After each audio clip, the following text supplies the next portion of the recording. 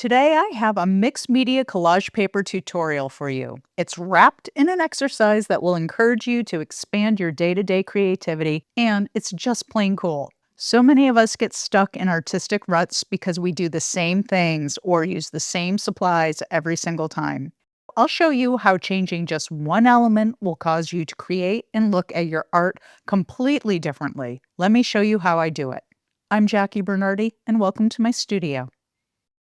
I paint papers. It's what I do, it's what I've known for, and I absolutely love it. And to be honest, I typically work on normal size piece of paper, either in my art journals or just using copy paper. It's just normal 8.5 by 11 pieces of paper that I typically use. And my artworks have become accustomed to that. So I thought it would be really fun today to shake it up a little bit by creating some collage paper using mixed media items and working really large. And I mean really large. The piece of paper that I am working on is a large sheet of just plain white deli paper.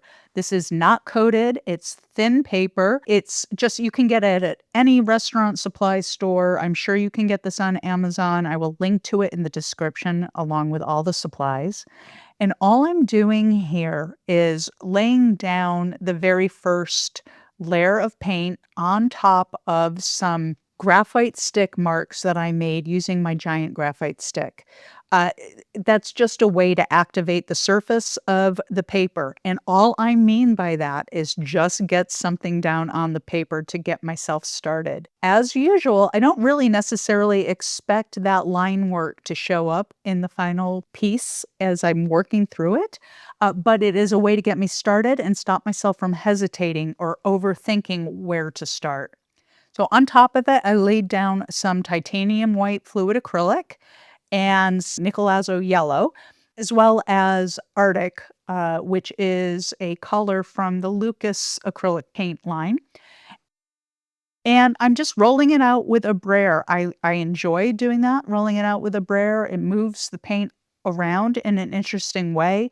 It blends in an interesting way. And I'm very satisfied by the results of it. So I'm just throwing down some more titanium white. At this stage, I really don't mind how this piece of paper comes out. I may start getting worried about it at some point, but right now I'm not. What I am enjoying, and the whole point of this exercise, is working large, moving my arms around in big sweeping movements. I don't get to do that when I typically paint papers because I'm working so small and just normal sizes. This gives me an opportunity to connect with the paper and the paints in a different way, but also to use my body physically in a different way in creating the art. And you can do this as simply as painting papers, just doing them larger.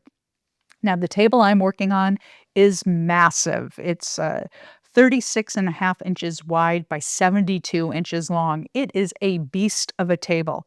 You don't have to have a table like this. You can go out into your driveway and roll out some paper and do an exercise like this where it forces your body to physically work with your creativity in a new way. So please don't let not having a table the size of mine stop you.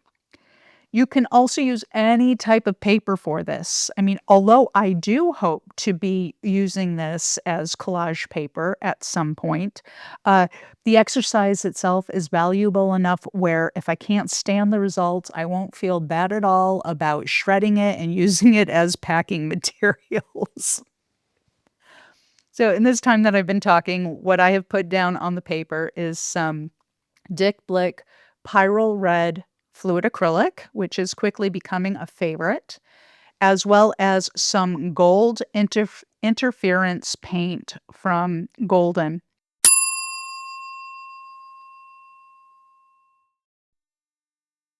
Now, you just caught me singing, and what's really going on here is I don't want to focus on the making of art, so I have loud music playing, I'm enjoying it, and I am just losing myself in the creative process, right? I'm just enjoying moving my arms in big sweeping motions. It feels great. I miss it, and I'm enjoying it. Now, the brayer here is great for blending edges, and I love using my catalyst wedge. That's what you see me using here. It's a silicone catalyst wedge. I love how it moves paint around a surface, but because of the size of it, it does create edging as it goes. So using the brayer and rolling it over the hard edges helps to blend out a lot of that really sharp, contrasty uh, texture. Now, I don't want to get rid of all of it because I am loving the texture that is coming up. What I had put down before was some Payne's Gray. That's the blue that you're seeing there, and that was just pure. I didn't mix it with anything at this stage.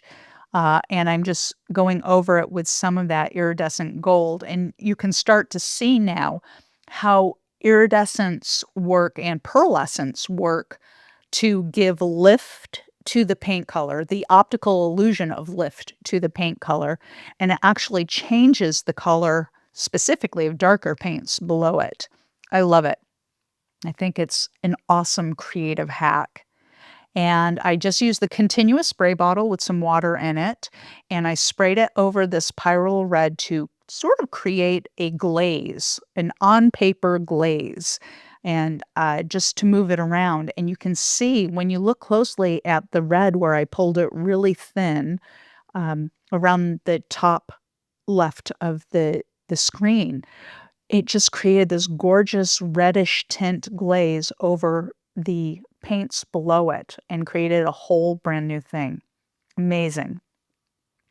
Now here I am wanting to tone down the craziness that I have underneath, and I used the Arctic from Lucas to do that, and I used an awful lot of it, I have to say, and it pretty much completely covered almost the entire surface, and now I'm not feeling great about that. I wish I had not done that.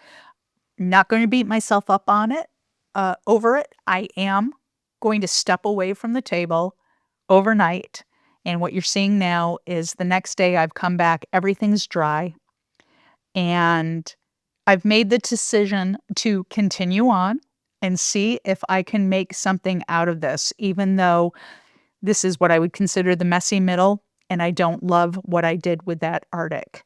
But we'll see. We'll see where this goes. This here is some Nova Paints acrylic, the red copper pearl. Red copper pearl, I think is what they call it. All the supplies are in the description below or to the side of this video, so you can find it there.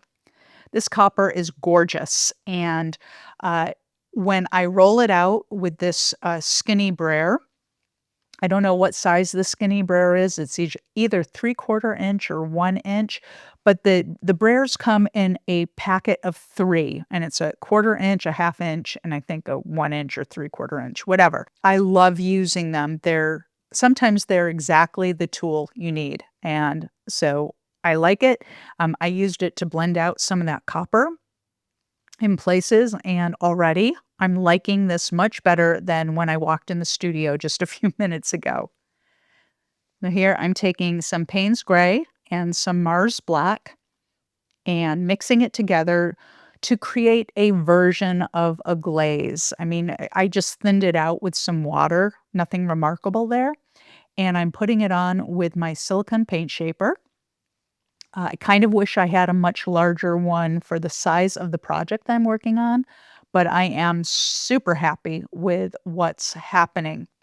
Uh, the darkness of this glaze is really forcing the illusion of texture above and below it. You'll see it as we go on. Hitting that glaze with some more water through the spray bottle so I can move it around more easily. And I don't know if you can tell how this is shape shifting the paints below it. it looks like there's physical texture, and there really is not. This is all an optical illusion created by the acrylic paints being applied with different tools, and I like it, and just going layer after layer after layer. The iridescents are helping. The paint choices themselves, the color choices are making this all variegated. That's the word I think I wanna use at this point, variegated.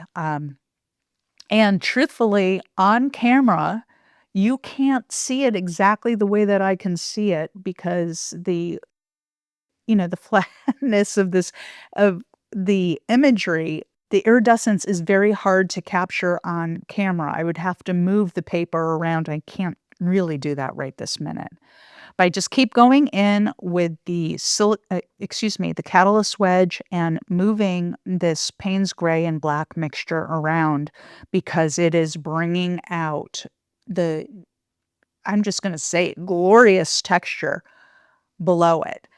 Now, I'm starting to fall in love with this collage paper, and I can't wait to use it. But again, the the point here was not to create a piece of paper that I would fall in love with. The point today was to move my arms physically, use the physicality. Okay, now you really did catch me singing. Using the physicality to connect with my creativity and see if things felt and looked different to me, and they very much do. This here is my beloved badger hair brush. I will link to a synthetic version of this in the description. Uh, I've had this brush for 30 years. It is a remarkable brush. It's a very, very expensive brush if you can even get your hands on it anymore. And very frankly, the synthetic version is just fine, and it's much less money. Uh, what this does is it's a blending brush, and so it's taking a lot of the strokes that were made by the catalyst wedge and the silicone paint shaper and blending out the edges so that, you don't see the quote unquote brush marks, right? And that's when I zoomed in a moment ago, and here you can see it again. That's all blended out now. So you still have the illusion of the glaze resting in places, but you don't see any hard edge, strokes from the tools that I used. It's really a genius. Someday I'm going to do a whole video on using the blending brushes. But until then, let's talk about this green that I'm putting down right now. Again, this is a Nova paint color. It is green pearl. It's an iridescent. They call it pearlescent. I'm calling it iridescent, but it just added so much to this painted paper. Um, you can see the green here as I'm focusing on it, but the lift and the texture that it's bringing out below it is remarkable. Uh, it got me so excited that I grabbed my Super Pearl Gold, again, another Nova paint color. I've used this in a million of the videos that I've created. I absolutely love this paint. It goes on one way, and when it dries, it looks completely different, and it makes everything better, and I'm just not exaggerating about that. Now, what you're seeing here is a lot of light reflection, because the paint is wet. It will dry more subtle than that. Um, but my gosh, being able to move my arm this way is making me so incredibly happy. Having loud music on and just losing myself in the process is, oh gosh, one of the most fun days I've had in the studio in a while, and pretty much every day in the studio is a fun day for me, so that's really saying something. All right, so I just shifted it a little to see if you could capture some of the light difference that the iridescence made. Now, We're gonna let that dry, and while it's drying, just reviewing here the different stages of this piece as I was moving my arms, moving my body. This whole piece was done in almost real time. I mean, obviously, there was an overnight break, but the actual painting, the movement that you saw me do was all I mean, this was very, very, very lightly, edited. So my point in telling you that is that this exercise is super fast. I mean, this video, when it ends, it'll probably be about 18 minutes. I was able to create this working wise in just a little over 18 minutes. So it doesn't have to be a long drawn out process. But what I'm seeing here, what I'm learning here, what I'm feeling here is remarkable. And now I think I have a spectacular piece of collage paper. Thank you for watching this tutorial. I'd love to see you in the next one.